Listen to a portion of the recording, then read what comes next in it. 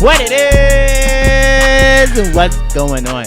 Welcome to another episode of the SportsTalk Eli podcast. Great to have you guys with me for another edition of SportsTalk Eli. I've tried to record this episode about like 5 different times. Stumbled over my words, was recording it, and then I was like, oh man, I'm not feeling this, and did it again. Hopefully this is the magic number. This is episode 13. Maybe because it's episode 13, and we always tie 13 with bad luck. I hope that's not the case. We have a fun show for you guys today. It's a variety of different topics amongst several different sports leagues. I'm gonna hit you guys with some NBA stuff. Gonna hit you guys with some NFL stuff. Gonna talk about the WNBA because the WNBA playoffs is around the corner, and there's legit a team that I love to watch in the WNBA is gonna say the World Wrestling Entertainment. That's a totally different sport. And gonna hit you guys with some other stuff that's going on in the sports world. Just a lot. I love this time. Love the ending of August, September, because throughout the fall we get NFL, started the NBA season, MLB playoffs, WNBA playoffs, just great stuff all around. We're gonna start today's show off with this. There are 4 teams throughout the National Basketball Association that I think are going to be fun to watch. If I'm firing up League Pass and on a random November or a random December, not during maybe during the end-season tournament, I'm definitely going to be firing up League Pass for that. And I'm going to be checking out these teams to see how they're progressing. Now, they're not necessarily title contenders. It's one that you can probably make the case. Well, 2, they can probably make a solid case, not a strong case, but you can say, hey, these dominoes fall on the line for you guys, you can probably win a championship. There's one team that's legit, we're at the bottom of the conference last season. Yeah, we're going out hard with our hoops fandom. But 4 teams throughout the NBA National Basketball Association that I cannot wait to watch. Number 1 on my list is the Orlando Magic. The Orlando Magic are in a very interesting place right now. They're in that same spot that the Oklahoma City Thunder were in last year, or the Utah Jazz, where they have the pieces to be really competitive. They can shock some people most nights and potentially win some matches where you probably, if you were a betting person, you'll count them out. And there's a lot of really fun young talent on this roster. Last season, the Magic finished the season 35 wins. They were relatively over 500 towards the end of the season, and they were really competitive. I think they have one of the better up-and-coming young coaches in Jamal Mosley. This team just exuberates a lot of high potential. Now, the question is, can they crack a playing spot in the Eastern Conference? With some teams falling off, like Toronto, who lost Fred VanVleet, who still got Pascal, but there's rumors that they might trade Pascal. Atlanta's still pretty formidable. The Bulls are still formidable, and the Pacers are up and coming as well. I don't say the chances are highly, but I wouldn't count them out either. This Magic team is really fun. I think the upside is really high. And that's because of their 2 dynamic wings, and Franz Wagner Jr. and Paolo Banchero. I'm honestly just using this as an excuse to talk about how good Paolo and Franz were last year.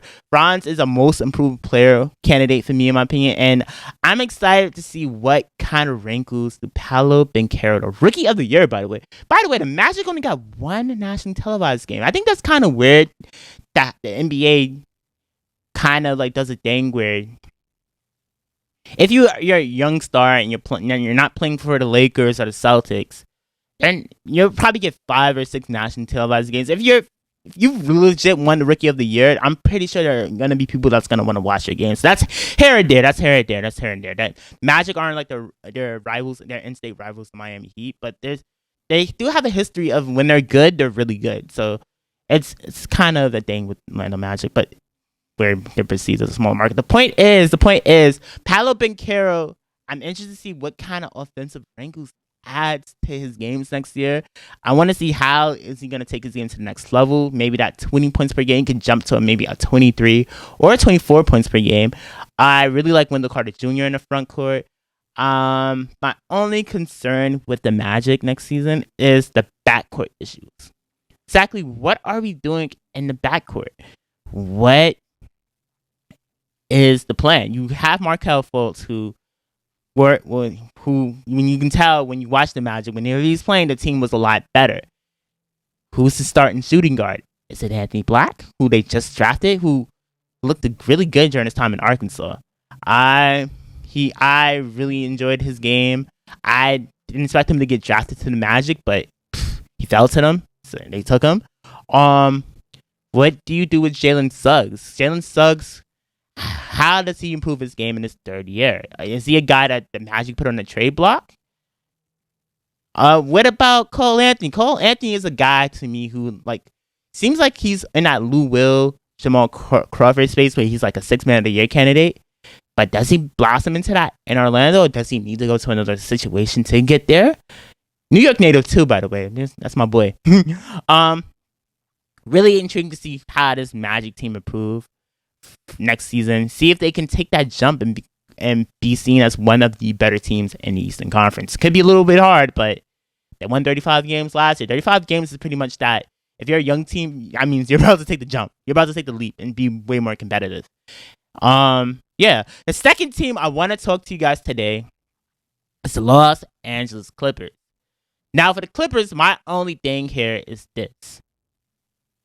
Can Paul George and Kawhi Leonard stay healthy together? Can we see a healthy season of Paul George and Kawhi? I feel like this may be the last year of the PG Kawhi experiment in LA, which is a shame because the Clippers about to move into that new stadium next year. I'm pretty sure you would like to have sort of a competitive, viable team in the Western Conference in that stadium. But it doesn't seem that way. It seems like every time we get either Paul George healthy, Kawhi is out. We get Kawhi healthy, Paul George is out. And it's strange.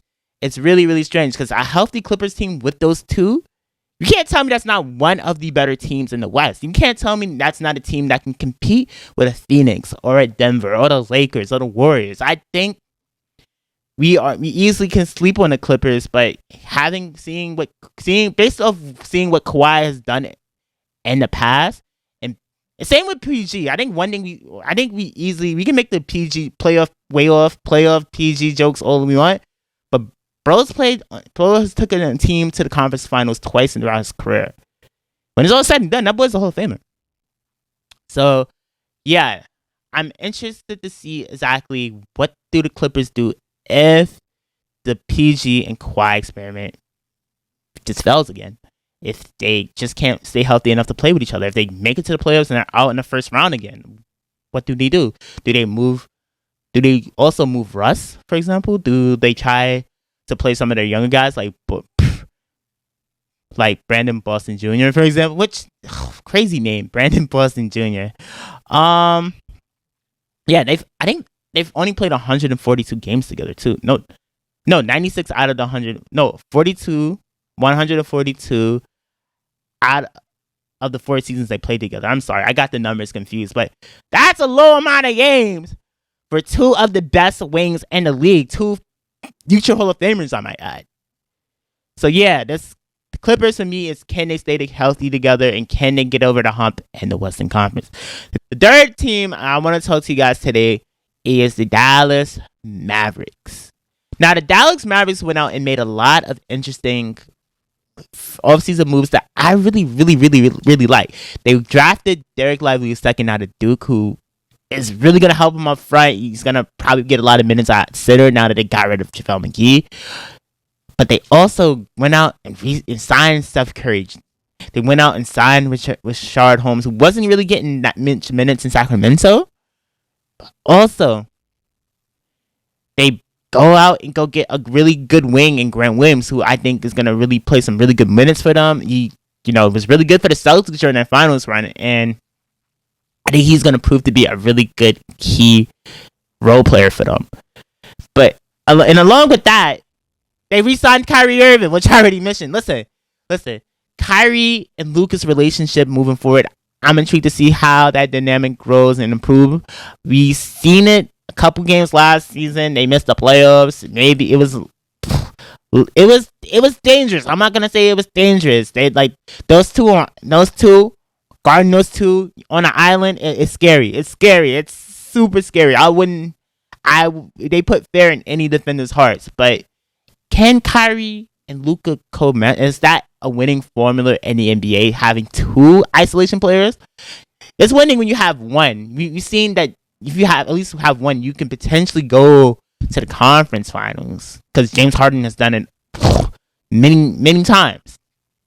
But can you have two kind of players who kind of play that same kind of style where they want to dribble? They want to dominate the ball. Can we have two players with that kind of style? And can it win? That is a question the Dallas Mavericks are facing. And that's what I am intrigued to watch them. They definitely went out and added the shooting, added the defense. They still have guys like Tamari Jr. off their bench. They still have Max Kleber, who's a really solid rotational big man. Just some really solid stuff they have on the Dallas Mavericks. And let's see if Luka and Kyrie can match together. Let's see if their style of basketball can result in winning in the playoffs, and potentially winning a championship. Number 4 is the Brooklyn Nets. The Brooklyn Nets, I live in Brooklyn, so there are a team that I'm probably going to go to a bunch of games to this season. I really think they're another team in the Eastern Conference that are kind of under the radar. No one's really talking about them. We're talking about the Miami Heat potentially adding Dame. We're talking about the Boston Celtics with Jason Tatum and Jaylen Brown, who just got that massive contract. We're talking about the Bucks. We're talking about the Knicks. People are back to talking about the Knicks instead of the Nets. And this Nets team is really fun, young, and interesting. Mikal Bridges is a guy that I can see taking that leap and potentially becoming an All-NBA player. I really like Cam Johnson. He was a really key piece for the Suns during their championship years. Well, the years where they're a contender. They still are a contender. They're a contender when the Chris Paul, Devin Booker, DeAndre Ayton version of the Suns. I really like Spencer Dinwiddie as he's like a veteran point guard at this point, but he's really solid. Nicole Claxton is a really good center also. My takeaway for the Nets is, what is Ben Simmons going to look like?